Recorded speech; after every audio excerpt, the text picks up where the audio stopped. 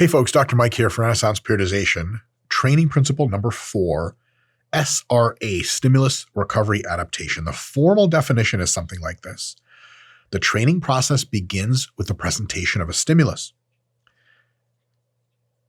after which two things occur. Recovery from the fatigue imposed at the same time the stimulus was, and adaptation to the stimulus. The recovering part, and then getting better part. So you have stimulus, you have recovery, and you have adaptation. After the conclusion of the recovery adaptation, another stimulus is logical to present again. Stimulus, recovery, adaptation, repeat. The real world definition is very similar. You train hard, you rest hard, then when you're healed enough to train at least as hard as you were before, and probably a bit harder, you train the same system in a similar way again. Lots of implications here for SRA. First one, gains are made from stimulative training, but not during stimulative training.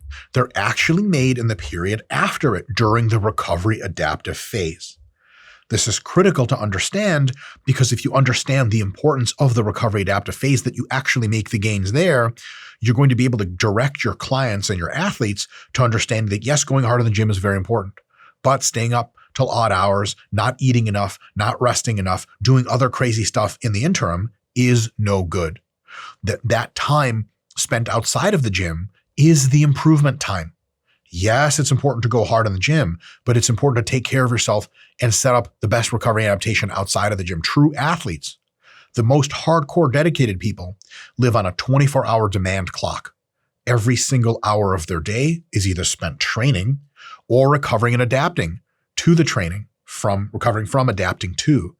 If you have a client that's not a 24/7 athlete, they have to understand that their best results will come at some fraction of investment in that 24-hour window. And better stated, if they just don't screw up a ton in that recovery adaptive window, they're going to be really, really good to go. But the idea that that window exists is ultra important to recognize. A lot of people, a lot of high school athletes will go hard in the gym. And then, oh man, they undersleep, they undereat, they play a ton of different other sports and do other hobbies, and then they wonder why they're not getting better as fast as they planned. Because the very period during which they get better is the one they're screwing up. Number 2. Your goal in training should be to present a robust stimulus. Go hard. But as soon as training is over, your goal has to switch to maximize recovery and adaptation. Heavy metal music, gangster rap, caffeine, train. As soon as you're done training, protein and carb shake or whole food meal, shower, sit on the couch, relax. Those two are inseparable parts of the same process, the stimulus and the recovery adaptation. You do one so that you can potentiate the other. You don't do any stimulating that you're not going to get an adaptive magnitude out of. That's why there has to be a mentality shift, right one to the other. The good news is you're tired at the end of hard training, so it's easy to fall into the recovery adaptive side and actually support those. But you got to make sure philosophically you understand it and that your clients understand it. Next implication. Recovery adaptation has in many contexts and textbooks been referred to as the same thing. It's just called recovery adaptation, recovery-adaptation.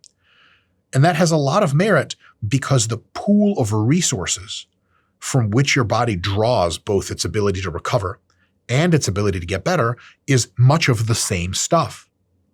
Just like if you have a warehouse full of skyscraper building equipment, if the skyscraper wants to add a couple stories, or if it gets damaged in a storm and a couple of the pieces of metal and glass have to get replaced, that all comes really from the same warehouse. Because we know that, we instantly recognize a problem, which has been vetted in the research literature. If we go so hard that we drain our recovery resources almost completely, we have scarcely any resources left for adaptation. On the other hand, if we train so easy that we have tons of adaptive resources left, we're like, oh my God, we're going to be growing a ton. Those resources aren't pipelined into adaptation because the stimulus was insufficient. which means that the best training on average is training which goes hard enough to drain a ton of resources from that recovery adaptive pool, but not so hard in most cases that there are no resources left for adaptation and all are sucked away for recovery. For this reason, your training on average with your clients should neither be a walk in the park nor suicide death session to the end of time, something in between, something very challenging. Not just a little, not the end of the world. That balance is tough to strike, especially psychologically for clients, but you have to be the person that does it. With some nuanced exceptions, for example, functional overreaching, which we'll talk about in other contexts later in the discussion. Training hard when you are in the recovery adaptive phase interferes with the process of recovery and adaptation. So if you train really hard and your legs are growing, if you train your legs really hard again while they're still sore and tired and trying to grow muscle, you probably reduce the net adaptation versus if you just stayed away from the gym and waited to do that next hard session when you were recovered.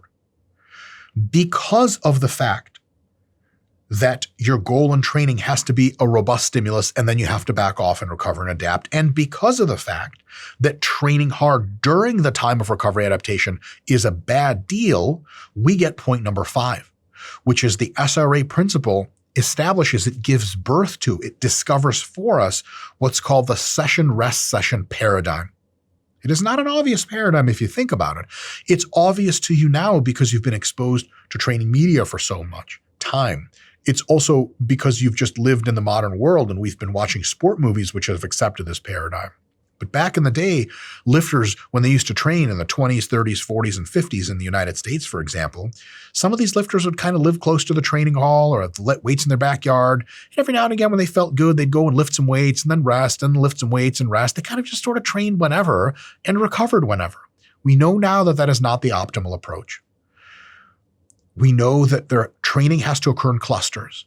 A lot of difficulty and then a lot of recovery adaptation. When you're healed, a lot of difficulty again, a lot of recovery adaptation. Clustering the training together is better than completely dispersing it. But clustering it together is good only if the clusters are stimulative.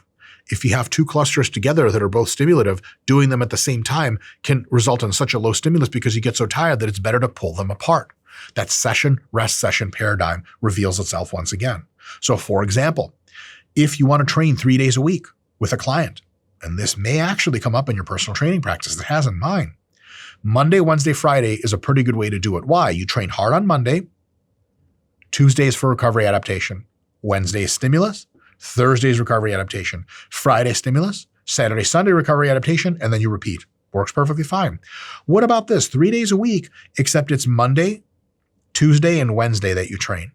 Yes, functional overreaching can make that system go almost as well as the other one, but not quite. Because if you train on Monday, you're so beat up that Tuesday's training won't go optimally, and Wednesday's training is going to be a disaster if you make it at all. Yes, you will grow a ton from that in the next several days and adapt to it and your clients will get better, but it's better to have sessions that are spread out so that you're recovering in between all of them. How hard you train today should in large part be informed by when you seek to train the next systems again. So if I'm training my chest on Monday, Wednesday, Friday with 4 sets each per day, if I choose to train it Monday, Thursday instead, that gives me an extra recovery day. And that means maybe I can do 6 sets of chest. So if someone says, hey, can we do 10 sets of chest today? Your next question should be like, when do you want to train chest again? Because if it's tomorrow, the answer is no. Interestingly enough, that tomorrow is not just an analogy. If you make training sufficiently small in stimulus magnitude, 1 or 2 sets of a lift for a muscle group per day, you can successfully train every day if you'd like. Whole body every day is a totally functional, totally tenable approach, even if you do 5 or 6 days a week of training. It's not the most efficient. There's some things on the edges that are not so great about it. Warming up is tough. It's spent way too much time warming up, not enough lifting, a couple other concerns. But generally speaking, if you do a little bit of training, you can do it often because the recovery adaptation cycle, stimulus, recovery, adaptation, is shorter and it concludes itself faster and you can re-stimulate again. If you train really hard, up to as hard as requires 2 times a week of training at most, you need 3 or 4 days of rest between, and the cycle stretches out longer. There's a lot of nuances to which one of those is better than the other. A lot of it's context dependent, and the big answer is they're pretty much the same, very similar. How you choose to do them, whether you want to train bigger sessions less frequently or smaller sessions more frequently, is a bit of a question about some different stuff. But there's all right answers in there. What you can't do is train really small amounts far apart, not enough stimulus, and really large amounts close together, not enough recovery adaptation, and you're going down the drain. How do you know if you're recovered? Because you can say, look, theoretically, Mike, I get it. This all sounds good. How do I know I'm recovered again? The quintessential definition of recovery is based on performance. Can you match or beat your previous week or previous sessions for that same muscle group's performance as far as reps and load and stuff like that? Can you do that? If you can, do a little better than last time, high adaptive yield is likely. You'll probably progress really well with yourself and with your clients.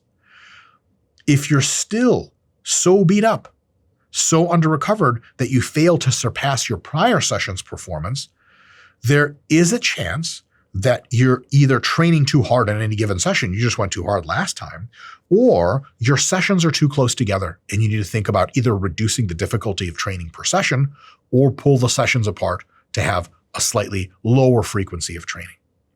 And to that frequency point is the last point, point number 8. The SRA principle is our codex for training frequency in all applications. If you look through the training principles and you look at it, like overloads there, specificity, where's frequency? Frequency is an outlay of the SRA principle. When people ask the question, when your clients ask the question of how often should I train, there is no ability to answer that question diligently and thoroughly without reference to the SRA principle. The SRA principle is what describes that. It's like trying to learn how to read a language without understanding what the letters mean as far as sounds in words. Good luck. An alphabet is a codex to understand written language. The SRA principle is a codex to understand frequency because it tells us something very simple. If you're recovered from a given session, you can train again. If you're not recovered, you need to wait longer and potentially kind of re-examine your frequency per session of dosing stimulus. If you're recovered to train again, but you were recovered a day after and you're only training 3 days after, you can ask the question of, should I shorten my frequency so that I can get more high quality sessions from which I'm apparently recovered in a week and thus make faster gains? If you understand SRA, which hopefully now you do a bit better, you can program any frequency you want and know whether and to what extent it is logical or it can be optimized. Folks, thanks for tuning in. See you next time.